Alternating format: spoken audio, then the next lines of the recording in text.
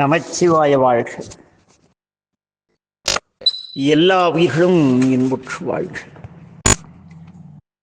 நம்பெருமானை பற்றி சிந்தித்ததன் பயனாக சைவ நெறி கற்பதிலே முழுமையடைய வேண்டுமானால் பெருமானை பற்றி முழுதும் தெரிந்திருக்க வேண்டும். அதற்கு ஏனெனில் நம் தலைவன் யார், அவருடைய சிறப்பு என்ன, அவர் எவ்வளவு அன்பு நிறைந்தவரோ அதுபோல கண்டிப்பான தந்தை என்பதை நாம் உணர நமக்கு உறுதுணையாக இருப்பது புராணங்கள். அந்த வழியிலே நாம் கந்தபுராணத்திலே நேற்று திருக்கைலாயமலை நோக்கி பயணித்தோம். அங்கே இப்பொழுது நாம் பார்த்து கொண்டிருக்கின்றோம். இந்த திருக்கைலாயமலையானது இயற்கை அழகுக்கு இருப்பிடமானது. முக்கண்ணும் 4 புயங்களும் பொன்னிற மேனியும் உடைய நந்தி எம்பெருமான் பொற்பிரம்பை கையில் ஏந்தி காவல் புரிந்து கொண்டிருக்கக்கூடிய இடம் இது. ஊழிக்காலத்திலும் அழியாத இந்த திருக்கைலாய மலையிலே நல்லொளி வீசிக்கொண்டு பொன்னெடுங்கோயிலாக இருப்பது இந்த திருக்கைலாயம். நீங்கள் அந்த திருக்கைலாயத்தின் பொன்னிறை கூரை வேந்த பகுதியையும் தில்லை கனகசபையை நோக்கினால் ஏறக்குறைய ஒரே போல தோற்றத்தில் இருக்கும். இந்த கோயிலிலே நடுவில் அழகுக்கெல்லாம் உறைவிடமாக விளங்கும் ஒரு அற்புதமான மணிமண்டபத்தில் நவமணி இழைத்த அரியணை மேல் அன்னை பார்வதி தேவியுடன் நம் சிவருமான் எழுந்தருளியிருக்கின்றார். அருகிலே தும்புரு நாரதர், கந்தருவர், செம்மைசால் முனிவர்கள் முதலியோர் அவரை போற்றி புகழ்ந்து பாடிக்கொண்டிருக்கின்றார்கள். என்ன மனமொழிமைகளால் ஆழ்ந்து ஆழ்ந்து ஆழ்ந்து அப்படியே ஒரே சிவாய நம கோஷம், நம சிவாய கோஷம், மந்திர கோஷம் என பல்வேறு திருமுறை என்று பல்வேறு அந்த அற்புதமான பாடல்களை பாடிக்கொண்டிருக்கிறார்கள். அந்த நேரத்திலே நம்முடைய அம்பிகை மனத்தில் ஒன்று நினைத்து திடீர்னு எழுந்திருக்கிறாங்க. வேகமாக எழுந்து சிறுமானுடைய திருவடிகளை வணங்குகிறார்கள். வணங்கி இறைவனிடத்துக்கு கூறுகிறார்கள், அண்ணரே, கற்பனை கடந்த கண்ணுதலே, சிவ அபராதி ஆகிய தட்சனுடைய மகள் என்று பொருள்படும் தாட்சாயினி என்ற பெயரை நான் பூண்டிருத்தல் தகுதி என்று. அவன் மகளாக பிறந்ததால் எனக்கு அந்த பெயர் வந்தது. அதனால் அவன் வளர்த்த இந்த உடலையும் அவனுடைய மகள் என்ற பெயரையும் இனி நான் தரிக்க மாட்டேன். இதை நீங்குமாறு தாங்கள் எனக்கு திருவுருள் புரிய வேண்டும் என்று அம்பிகை வேண்டுகின்றார். நம்முடைய தலைவர் சிவருமான் கருணையுடன் அம்பிகையை நோக்கி, என் அன்பிற்குரிய ஒப்பற்ற அருள்வடிவே பார்வதி, உலகத்தில் ஆன்மாக்கள் உய்யும் வண்ணம் நீ இவ்வாறு நேர்ந்தனே. நீ நினைத்த இந்த எண்ணம் நன்மையுடையதே. மலையரசனாகிய இமவான் உன்னை மகளாக பெற்று எமக்கு தருமாறு வேண்டி என்னிடத்தை என்னை நோக்கி பெரும் தவம் புரிந்து கொண்டிருக்கின்றார். அவனுடைய விருப்பம் நிறைவேறுமாறு நீ அவனுக்கு மகளாகச் சென்று அங்கே வளர்வாயாக. 5வது ஆண்டில் நம்மை நோக்கி நீ நற்றவம் புரிவாயாக. அந்த நேரத்திலே உரிய பருவத்திலே நம் கணங்களோடு நாம் வந்து உன்னை திருமணம் கொண்டு திருவருள் புரிவோம், செல்வாயாக என்று அன்னையை ஆசீர்வதித்து அனுப்புகிறார் நம்முடைய சிவபெருமான். விடையொரு பாகனாகிய உமையொரு பாகனாகிய அன்னையிடம், அன்னை ஏன்னா உமையொரு பாகம் என்றால் உமைதானே முதலில், ஆக அதுதான் முதலில். அந்த அன்னை ஒருபுறம் நீங்கி உமாதேவியாக அந்த இமயமலையை கைலாசத்தை விட்டு இமயமலையை அடைகின்றார். கீழ்திசை கடலும் மேல் திசை கடலும் ஒன்று கூடா வண்ணம் தடை செய்து நிற்பது போல விண்ண அளாவிய நமது இமயமலை இருக்கின்றது. அம்மலையின் மேலே தேவாமிர்தமுத்த தென்னூருடைய தடாகம், ஒரு பெரிய தடாகம் குளம் இருக்கிறது. அத்தடாகத்திலே இமவான் கௌரியம்மை தனக்கு மகளாக தோன்றவும் அவரை அரணார்க்கு திருமணம் செய்து வைக்கவும் விளைந்து பெரும் தவம் இயற்றி கொண்டிருக்கிறார். இன்றும் திருக்கைலாய மலையிலே அந்த இடம் இருக்கிறது. அதற்கு கௌரி குண்டம் என்று பெயர். திருக்கைலாயம் சென்றவர்கள் அதை அறிந்திருப்பார்கள். அந்த கௌரி குண்டத்தின் அருகிலே, அந்த குளத்தின் அருகிலே அந்த இமவான் கடும் தவம் இயற்றி இறைவனை வேண்டிக் கொண்டிருக்கிறார். அந்த நேரத்திலே எல்லா உலகங்களையும் இந்த நம் அன்னையாராகிய உமாதேவியார் அந்த குளத்திலே அழகிய 1000 இதழ் தாமரை மலரின் மேல் கண்ணை கவரும் அழகுடைய இளம் குழந்தை வடிவத்துடன் வீற்று இமவானுக்கு காட்சி தருகிறார். அந்த தெய்வ குழந்தையை இமவான் கண்டு அந்த குழந்தையை வணங்கி, அன்னையே, அடியேனே ஆட்கொள்ளும் பொருட்டு இந்த அகில உலகங்களெல்லாம், இந்த அகில உலகங்களை எல்லாம் மீண்டெடுத்த தாயாகிய நீ என் குழந்தையாக வந்து எழுந்தருளியிருக்கின்றாயே என்று ஆனந்தமடைந்து கண்ணீர் சொரிந்து உரைதடுமாறி உரோமம் சிலிர்ப்ப ஆனந்த கூத்தாடி அந்த குழந்தையாம் அம்பிகையை அன்புடனும் பாசத்துடனும் அளவிலா காதலுடனும் கைகளில் எடுத்து தன் தலைக்கு மேல் தாங்கிக் கொண்டு தன்னுடைய அரண்மனைக்கு செல்கிறார். அங்கே அவருடைய மனைவியாகிய மேனையின் கரத்திலே அந்த குழந்தையை தருகிறார். மேனையும் மிக மகிழ்ந்து அந்த பர்வதராஜனார் கொடுக்கப்பட்ட தெய்வ குழந்தையை தொழுது வாங்கி எவ்வாறு இந்த குழந்தை கிடைத்தது என்று கேட்டு அமர்கிறார். உடனே நம்முடைய இமவான் மேனையை நோக்கி, யாம் செய்த தவத்தின் விளைவாக ஈசனாரது இன்னருளால் இந்த குழந்தை எனக்கு கிடைத்தது என்று கூறி மனமகிழ்ந்து இருவரும் அந்த குழந்தையை மார்போடு அணைத்து மகிழ்கிறார்கள். மேனையின் மார்பிலே பால் சுரந்தது. அந்த குழந்தை அந்த பாலை அருந்தி பசியாறியது. அந்த குழந்தைக்கு நம்முடைய தமிழரின் மரபு போல பரிபுரம், தண்டை, சங்குவலை, இரத்தினச் சுட்டி, மதானி, பொத்தோடு, அங்கதம் முதலிய பொன்னாபரணங்களை அணிவித்து பொன்னாலாகிய தொட்டிலில் தாளாட்டி உலகங்களையெல்லாம் ஈன்று வளர்த்த உலக அன்னையை உமாதேவியை மகளாக பெற்று தாளாட்டி மகிழ்கிறார்கள். பர்வதராஜனுக்கு மகளாக வந்ததால் உமாதேவிக்கு பார்வதி என்று ஒரு பெயர் உண்டாயிற்று. இப்படி நடந்து கொண்டிருக்கிறது. காலம் கடந்தது. துள்ளி விளையாடி, மலர் சென்றாடி, பந்தாடி, செங்கீரை தவழ்ந்து, அன்னை சிறுபிள்ளை போல அவள் செய்த அன்பான செய்களால் அவளுடைய அன்னையும் தந்தையும் மிக மகிழ்ந்திருக்க 5 ஆண்டுகள் ஆகிறது.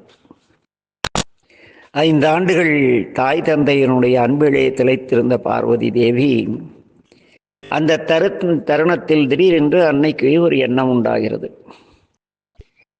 அவருக்கு திடீரென்று நம்முடைய பெருமானின் ஆணை நினைவுக்கு வருகிறது. ஏனெனில் அவள் தெய்வ பிள்ளை அல்லவா. அன்று திருக்கைலாயத்திலே நான் உனக்கு 5 ஆண்டு நிறைவுற்ற போது தவம் செய்தால் உன்னை நாடி வருவோம் என்று பெருமான் கூறினார் அல்லவா. அது அந்த குழந்தைக்கு ஞாபகம் வருகிறது. ஞாபகம் வந்ததும் குழந்தை ஓடோடி சென்று தன் தந்தையாகிய இமவானை வணங்கி, தந்தையே, இந்த மணிகண்ட பெருமானை மனம் புரிந்து கொள்ளுமாறு நம்முடைய தலைவராகிய சிவருமானை நீலமணிகண்டனை நான் திருமணம் செய்து கொள்ள விளைகிறேன். அதனால் நான் அவரை குறித்து தவம் புரிய எனக்கு ஒரு தவச்சாலையை நீங்கள் உருவாக்கி தர வேண்டும் என்று கூறுகிறார். மலையத்துவ சபாண்டியன் யோசித்தார். இமவான் அவன்தான் மலையரையன், மலையத்துவசன், அவரே தான் இங்கும் வருகிறார். இந்த மலையரசன் அந்த குழந்தையை நோக்கி, என்ன இருந்தாலும் அவருக்கு அவள் குழந்தை தானே, கண்ணு பார்வதி, நீ நினைக்கிற மாதிரி தவம்ங்கிறது சாதாரண செயல் அல்ல. உடல் வருந்தி திடமான சிந்தையோடு குறிக்கோளை நோக்கி என்ன உறுதியான மனநிலையோடு ஞானத்துடன் செய்தல் வேண்டும். அதற்கு உன்னுடைய இந்த பிள்ளை பருவம் பொருந்தாது. உனக்கு இப்பொழுது 5 வயது மட்டும்தான் உள்ளதம்மா. உன்னுடல் தவம் புரிவதற்கு இன்னும் வலிமை புரியவில்லை, வலிமை பெறவில்லை. ஆதலால் நீ என்ன செய்கிற கண்ணு, இந்த தவம் புரிகிற எண்ணத்தை விட்டு கொஞ்ச நாள் ஆகட்டும், அப்புறம் பார்க்கலாம் அப்படின்னு நம்ம இமவான் சொல்கிறாங்க. உடனே அந்த குழந்தை பார்வதி தந்தையாரை பார்க்கிறார், தன்னை தடுத்த தாயையும் பார்க்கிறாள். அன்பிற்குரிய அம்மையப்பரேங்கிறார். என்ன, இந்த உலகில் உள்ள அவங்க அம்மா அப்பா பார்த்து கேட்கிறார், இந்த உலகில் உள்ள எல்லா உயிர்களுக்கும் ஈன்றவர்களே தாய் தந்தை, தாய் தந்தையே கடவுள். அந்த வழியிலே அதை நானும் உணர்ந்திருக்கிறேன். ஆக உங்களை மீறி நான் எதுவும் செய்வதும் முறையல்ல. இருந்தாலும் கூட எல்லா உயிர்களையும் காக்கக்கூடியவர் சிவருமான் அல்லவா அப்படின்னு அம்மா கேள்வி கேட்குறாங்க. கேள்வி கேட்டதும் என்ன செய்வாங்க, ஈசனோ எல்லாத்தையும் காக்கிறது இல்லைன்னு சொல்லுவாங்களா என்ன? அவன் மிகப்பெரிய சிவபக்தர். ஆகவே என்னை காப்பாற்ற ஈசனையன்றி யாரும் கிடையாது. அவருடைய அருளன்றி யாரும் தம்மைத்தாமே காத்துக்கொள்ள இயலாது. அவர் அருள் இல்லை எனில் எல்லாம் முடிந்து விடும் அம்மா. அதனால் அவர் அருளை துணை கொண்டு நான் தவம் செய்ய செல்ல இருக்கின்றேன். நீங்கள் எனக்கு தடை செய்யக்கூடாது, அனுமதி தர வேண்டும் என அன்னையையும் அத்தனையையும் பாதம் தொழுது அன்னை கேட்கிறார். குழந்தைங்க அடம்பிடிச்சா செஞ்சிடும் இல்லையா, வேறு வழியில் இல்லை. ஒரே பிள்ளை, இன்னைக்கு ஒரே பையன் ஒரே பிள்ளை இருக்கிறவங்களா பிள்ளைங்களை எப்படி ஒரு நாகரிகம் இல்லாமல் ஆம்பளத்தனமாக பிள்ளைகளையும் பெண்தனமாக பசங்களையும் வளர்த்து ஆசைப்படுறானேன்னு வேணுங்கிறதையும் வாங்கி கொடுத்து அதுங்கெல்லாம் குட்டி சேவர் ஆகிறதுக்கு பெற்றோர்கள் உதவி செய்யணும். ஒன்று கண்ணை கண்ணன்னு வச்சுருக்கோம், அவன் எங்கேயாவது ஓடி போயிட்டா என்ன பண்ணுறது? இப்படியெல்லாம் பயந்து குழந்தைகள் அவர்கள் மேற்கொள்ளும் தவறான முடிவுகளுக்கு கூட துணை போகும் பெற்றோர்கள் இன்று அருகி போய்விட்டார், நிறைய இருக்காங்க. ஆனால் மலையத்துவ சிவபாண்டியன் இன்றைய பெற்றோர்களைப் போல அல்ல.